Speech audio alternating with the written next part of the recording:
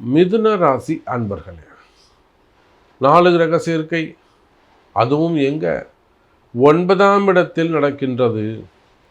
மிதுன ராசிக்கு இது ஒரு மிகப்பெரிய அதிர்ஷ்டமான காலம். மிகப்பெரிய அதிர்ஷ்டமான காலம். காரணம் என்ன சார்? எல்லாருக்கும் இப்படி அதிர்ஷ்டம் வந்து அழைத்து விடாது சார். இப்போ உங்களுக்கு சனி பகவான் 10ஆம் இடத்தில் ஒரு பாவி, இது ஒரு மிகப்பெரிய அதிர்ஷ்டம். மிதுன ராசிக்கு இந்த சனி பெயர்ச்சி மார்ச் 6ஆம் தேதி நடைபெறுகின்ற சனி பெயர்ச்சி மிதுன ராசிக்கு ஒரு தங்க புதையல்னு சொல்லும். தங்க புதையல். அப்போது ஒன்றை இழந்தால் இன்னொன்றை பெற முடியும். அப்படின்னா என்னங்க அர்த்தம்? இந்த மிதுன ராசி என்பர்கள் குறிப்பாக பிஸ்னஸ் பண்ணக்கூடியவங்க, தொழில் செய்யக்கூடியவங்க நிறைய இழந்திருக்கிறாங்கன்னு அர்த்தம். நிறையனா எவ்வளோங்க? ஒன்று அவங்கள்ட்ட இருக்கக்கூடிய சொத்து பத்துக்களை ஏதாவது இழந்திருக்கலாம், இல்லை அசட் ஏதாவது விற்றுருக்கலாம், இல்லை ஃபேக்ட்ரிஸ் ஏதாவது கைமாறி போயிருக்கலாம், ஆர்டர்ஸ் மிஸ் பண்ணியிருக்கலாம், வர வேண்டிய வருமானங்கள் ஏதாவது மிஸ் ஆகிருக்கலாம். அப்போ மிதுன ராசி என்பர்கள் நிறைய தியாகம் பண்ணிட்டாங்க, நிறைய ஏமாந்துட்டாங்க. கவலை வேண்டாம் மிதுன ராசி என்பர்களே. இந்த 5 கிரக சேர்க்கையானாலும் 4 கிரக சேர்க்கையானாலும் உங்களுக்கு 9ஆம் இடம்னு சொல்லக்கூடிய பாக்யஸ்தானத்தில் நடைபெறுகிறது. சார் 9ஆம் இடம் மிக வலிமையான இடம். யார்? 3ஆம் அதிபதி. தைரியம் அதிகரிக்கும். மிதுன ராசி என்பர்களே, நேற்று வரலும் பயந்துக்கிட்டு இருப்பீங்க. இந்த பிப்ரவரி 18ஆம் தேதி வந்த உடனே உங்களுக்கு ஒரு தைரியம் வந்துடும். பார்த்துக்கலாம், வாடா பார்த்துக்கலாம்டா, என்னால் முடியும்ப்பா, நான் சமாளிக்கிறேன்ப்பா, கொடுக்கும்போது தான்ப்பா கொடுப்பேன், இப்போ கொடுக்க முடியாதுப்பா, ஒரு தைரியம் வந்துடும். அதுதாங்க கிரகம், அதுதான் கிரகம். அப்போது தைரியம் அதிகரிக்கும்.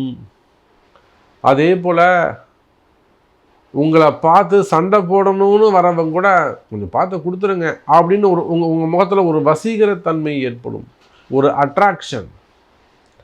அப்போது உங்கள் முகத்தில் ஒரு அட்ராக்ஷன் ஏற்படும், ஒரு வசீகரம் ஏற்படும். உங்களை பார்த்து சண்டை போடணும்னு வருவான் அவன். ஆனால் உங்களை பார்த்தோன்னே சண்டை போட மாட்டான், விட்டு கொடுத்துட்டு போயிடுவான்.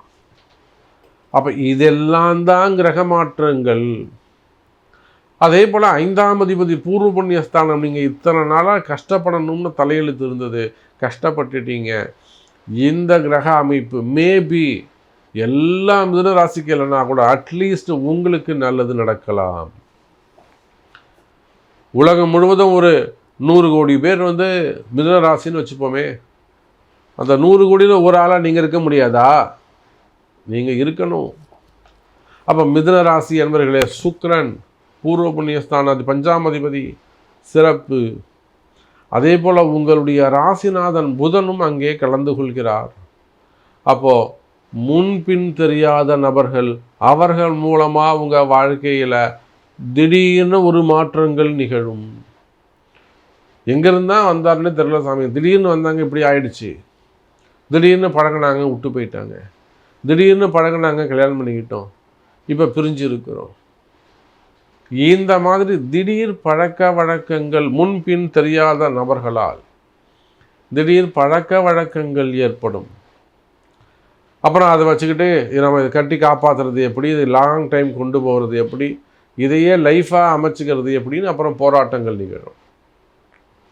அப்போ உங்கள் ராசிநாதன், ராசிக்கு 2ஆம் அதிபதி சந்திரன், 3ஆம் அதிபதி சூரியன், 4ஆம் அதிபதி புதன், 5ஆம் அதிபதி சுக்கிரன், இவர்களோடு ராகு. நீங்கள் நினைச்சதையெல்லாம் சாதிக்கக்கூடிய வல்லமை உங்களுக்கு கிடைக்கும். நீங்கள் எதையெல்லாம் சாதிக்கணும்னு நினைக்கிறீங்களோ அதையெல்லாம் சாதிக்கக்கூடிய வாய்ப்பை இந்த 4 கிரக சேர்க்கை தருகிறது.